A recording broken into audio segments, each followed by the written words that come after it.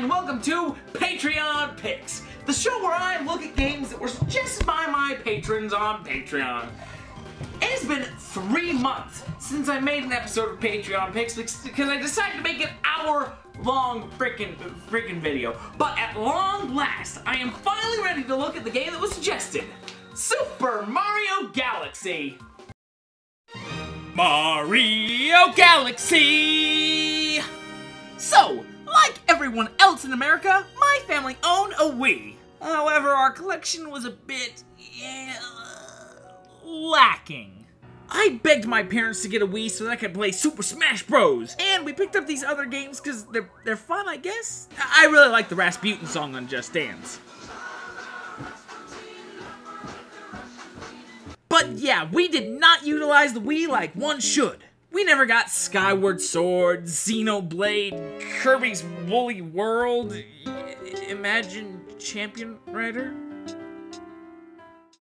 and certainly not Super Mario Galaxy. And you know, I probably would have gone through my entire life without playing it, but Shono decided to suggest it. So, what did I think? Super Mario Galaxy is one of the greatest games ever made. So, that's Super Mario Galaxy.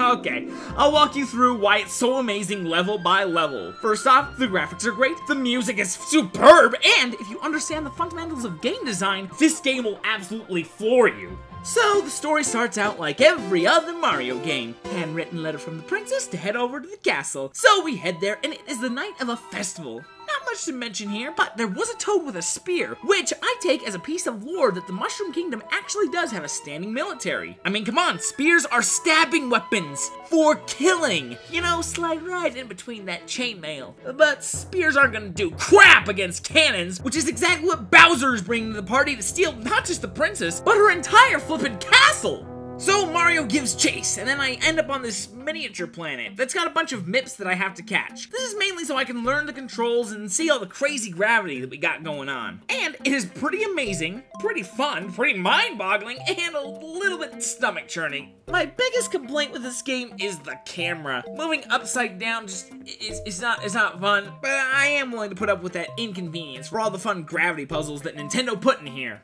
So I catch all the MIPs, and then they take me to the space goddess Rosalina. Rosalina? I don't know. She has a powerful and mysterious presence in this game. This was before they decided to shove her into every game in existence. And I really wish that they hadn't, because I love the sense of power and mystery that she has here. Putting her in every other game really erases that godly presence that she possesses. But she explains that this spaceship is her home, and she journeys through the cosmos. But recently a terrible creature stole her grand stars, which is what she uses to propel the ship. So she asks me if I'll go get them back so that I can save my special one. But hey, Nintendo designed these levels and Mario's moveset, so I will gladly take that.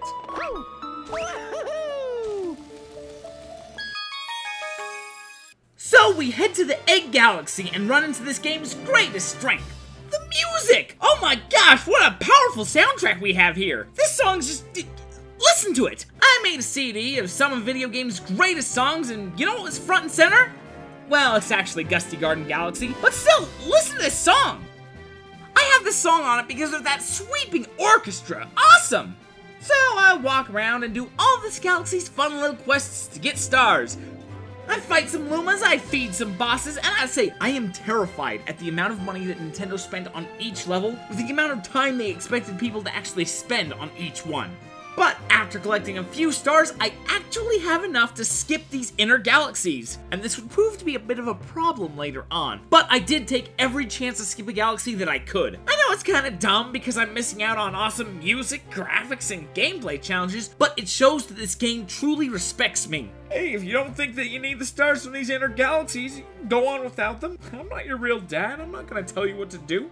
So next, I made it to the B Galaxy, and I sorta dislike B Mario. Not because the power is weird or lame, but because your long jump is taken away from you and your sprint speed is lowered. But it does allow for interesting challenges that are built around your flight bar, and you can also climb on Honey and the Bee Lady. So she had pieces of a warp star all over her, and I had to climb to go get them so I could put together the warp star again. But afterwards she said, and I quote, "My thanks, you have shown much bravery." Bravery? How is climbing on a bumblebee lady bravery? Was I actually in danger? Do you occasionally go into bouts of hunger and consume every man, woman, and child next to you? Come on. Bravery. Whatever, I get all the stars from the Bee Galaxy and head to the first boss of the game. Actually, it's kind of the second one, but I didn't talk about the first boss because it was more of a tutorial, but this was a real boss. Bowser Jr. has a giant mech, and you climb up to the top using the game's gravity mechanics, and then you trick the cannons into shooting the weak spot. So, with the Grand Star retrieved, Rosalina's ships gets more power and another area opens up. I also really like that I can walk around the locked parts of the ship. It's too dark to see anything, but it's another respect that is given to the player. So her fountain is now available, and that's a host of cool new galaxies, like the Junk Galaxy, which is pretty neat. I like this part of the level. It really reminded me of the beginning of the video game Bastion. Ground forms up under his feet as it pointing the way. He don't stop to wonder why. And I really liked the Battle Rock Galaxy because, once again, that amazing song, but it also made me realize this game's strongest point, the spectacle! Look at this thing explode as I make my daring escape. So cool! The next galaxy was the beach level, and I just gotta say, I got a taste of swimming in this game, and it is much better than the swimming in Super Mario 64. The best part is that it doesn't even have the traumatizing eel from Super Mario. Oh, no! Oh! But the ghost level isn't scary. I mean, it is a ghost level, but it was great. I got to be a Boo and scare Luigi, and I loved the fight with the Bouldergeist, just swinging around Bomboos and slamming them into his sides. And this sort of hidden off to the side level where the world is kind of faded in and out of existence.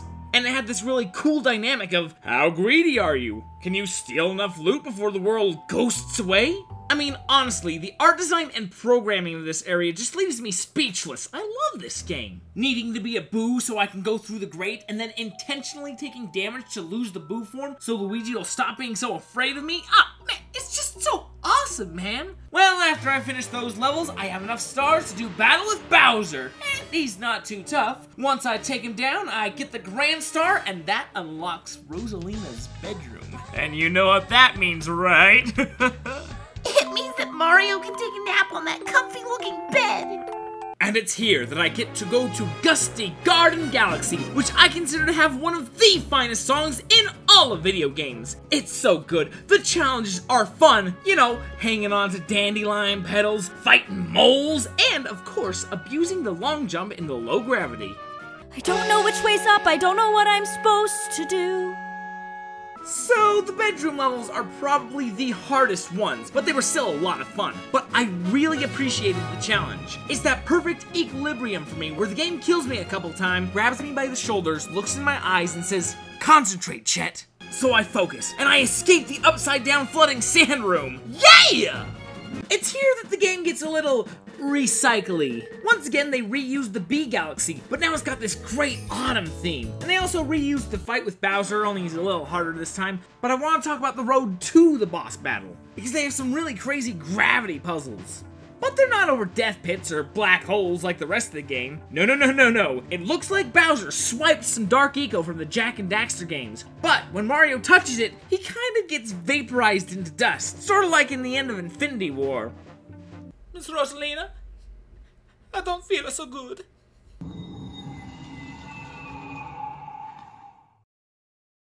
Yeah, the Dark Eco is a very brutal way to go, but I don't think it'll get any worse in this game. Oh my gosh! Whoa, wait, did his skin just get flippin' burnt off? Well, except for that traumatic death, I really like the Toy Galaxy.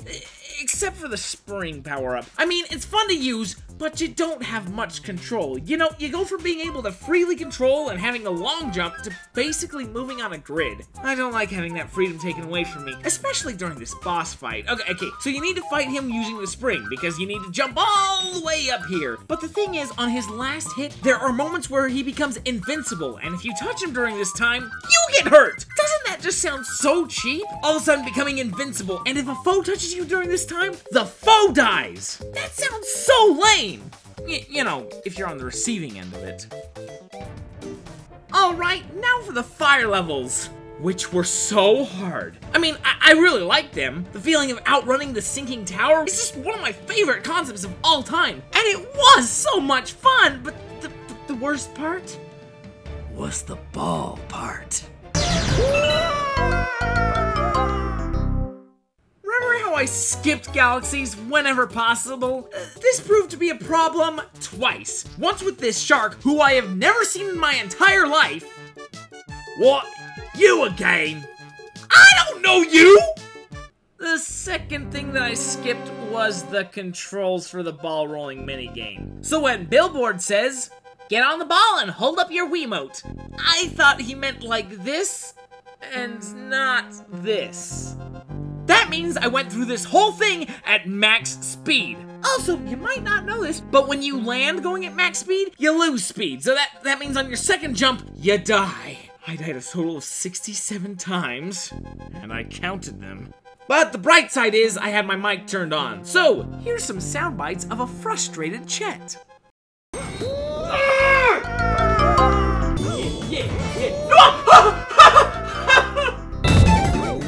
Oh my, what?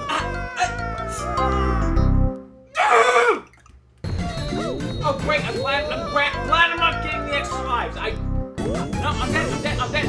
No, I'm gonna make, I'm kidding! Already! Yes. No! What the? Why? No!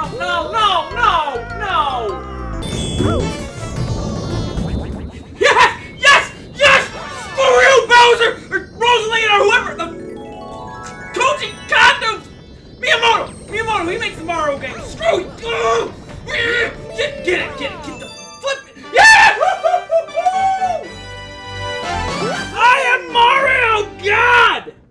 It was after that torture that I had all the stars that I could get from the worlds that I'd already been to. So that means I went back and did the ones that I'd skipped, like race surfing, which was fun, but I freaking hate motion controls. Everyone knows the buttons are sloppy, imprecise, and hard to push. Shaking a stick, on the other hand, can be pinpointed to a fraction of a second. And then I had the ball rolling level, with a tutorial that made sure I actually knew how the ball rolling mechanic worked.